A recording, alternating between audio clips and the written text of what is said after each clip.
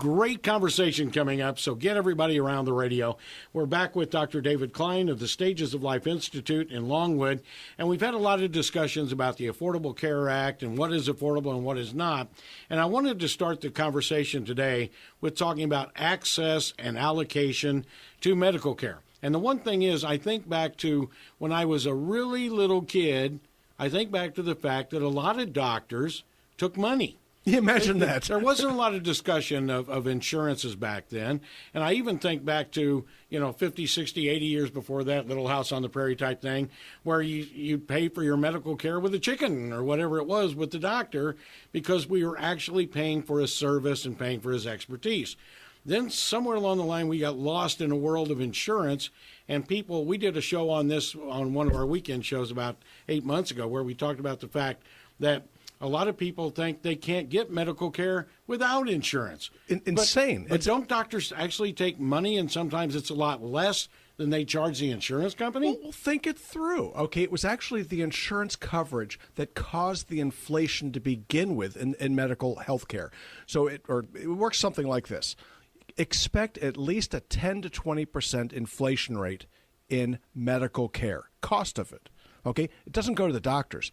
Okay, we're actually seeing decreases in reimbursement in half for the past 10 years. So the doctors are getting paid less. Where is the inflation going? Well, could it be the medications? Well, if you look back, just think it through, okay, just for a moment. Okay, those expensive medications that your insurance won't pay for, because they need prior authorization, which used to be called a prescription, they don't pay for it. So where is the money going? It's going into the hospitals, and it's going into the pockets of the insurance companies. So what do? Okay, well, we have a few choices. Doctors do, in fact, work for a living. Go figure that one out. We don't get state subsidies. The hospitals do, but we do not. If you show up and work, you might get paid. If you don't show up, you won't get paid. So the doctors do, in fact, have a business to run, just like everybody else's. So if you go in with an insurance card and it says, well, gee, for a $100 office visit, I'm covered for $15, the doctor might get paid $38.50 if it actually ever gets paid. So they do, in fact, listen when you go, hey, gee, doc, how much is it if we pay for our office, for our care? Now, if they're under contract with the insurance companies, they can't take it.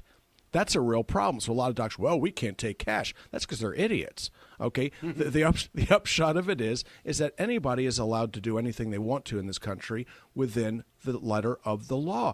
And part of it, indentured slavery, servitude. Indentured servitude was really something that was frowned upon after the Civil War. So guess what? You go to the doctor's office and you ask them this. Gee, if my insurance doesn't cover this procedure, this x-ray, or that test, what can you do? How much can I get for my buck? Okay, what's it going to cost me to have my MRI done? Well, you'd be shocked. Okay, everybody thinks, well, an MRI is $1,000. It's $1,500. That's only if you call the chiropractor accident line. Okay, so if you go to Cousin Guido's MRI unit, it's $1,500. But we have deals cut with MRI companies to do it for $240. You walk in with $200, $250. You have your neck or back MR'd.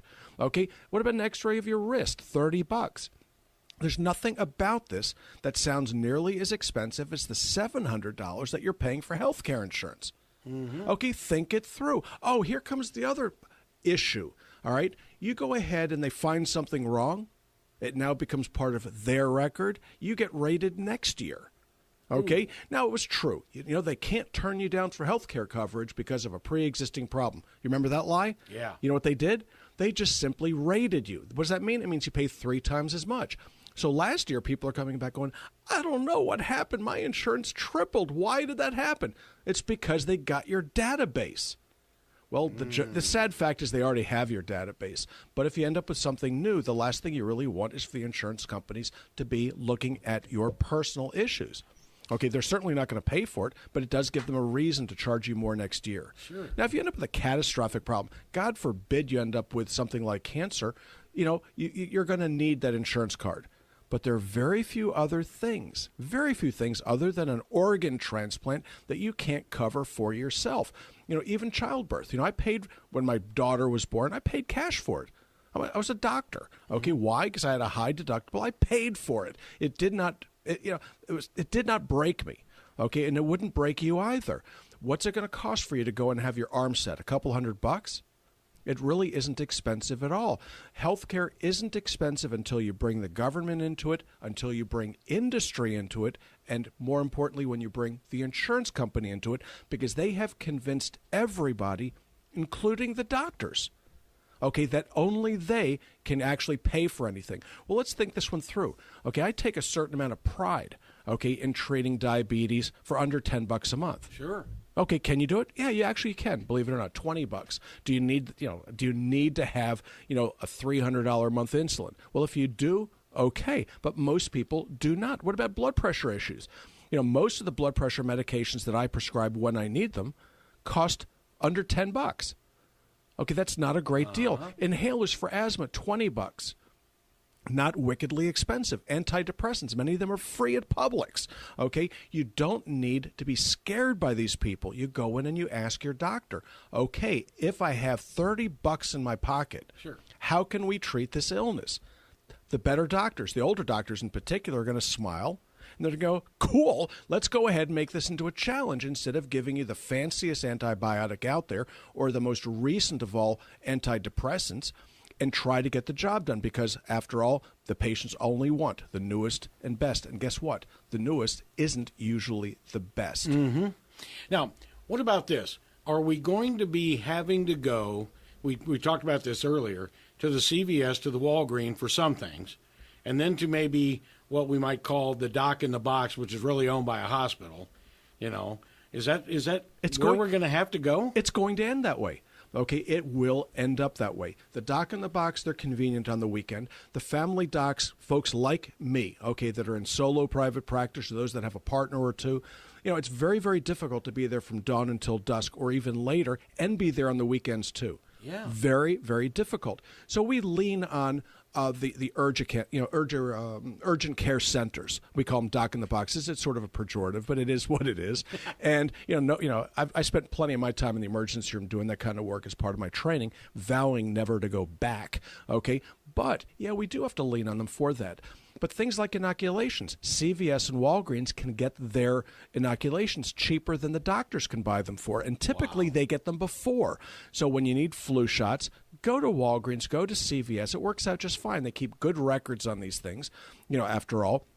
And they're fast about it. They're very, very inexpensive because they want to bring you in so that you'll buy milk, eggs, and photographic supplies. Good for them. Mm-hmm. Okay. The doctors, on the other hand, you're going to see less and less of that. Where else can you go to get your shots? Those things that you think are so darn expensive. The health department. Did you know that they give them away? There's a thought. Yeah, go figure. Oh, gee, it's really expensive to get my MMR. My kids' shots would be free if I took them to the health department. You do not need insurance to do that. It's a smart idea to call them to make sure they're open, because they are state employees and they do have their own schedules after all. Now, I do want to ask you this. You mentioned HSAs. How does somebody, and you've only got about a minute, but how does somebody set up a health savings account? An HSA is easy. Okay, what I did, now what I'll do is I'll lead by example. I went to the Merrill Lynch office in Winter Park. It's right there on Park Avenue. And I opened up a bank account downstairs with Bank of America, went upstairs, or actually it's a different building. Then I went upstairs to the brokerage, Merrill Lynch, and asked to open up an HSA. And they went, okay, how much do you want to put in? I put $5,000 in, and that was it. And I opened one up for my daughter. Why? Because it's a smart thing to do. If you want to leave money to your children, buy them an HSA. Buy them a 529 educational plan. Put it in something that the feds can't steal quite so easily. Okay, and this is the place to do it. Very, very cost-effective way of delivering security to your family. Then what do you do once it's in there? They can put it into a mutual fund and you don't have to worry about it again. But Merrill Lynch, God bless them, I didn't think I'd ever say that, has actually done a very, very good job for me and my family. There you go. All right, so you can get it through a financial planning or a broker. All right, we're going to take a break right now and talk about the stages of life, which if you've got the nutraceuticals and you've got the things to fight a lot of these sicknesses, maybe you won't get sick. Well, that is what we are trying to do is prevent. Mm-hmm. Prevention. Yes.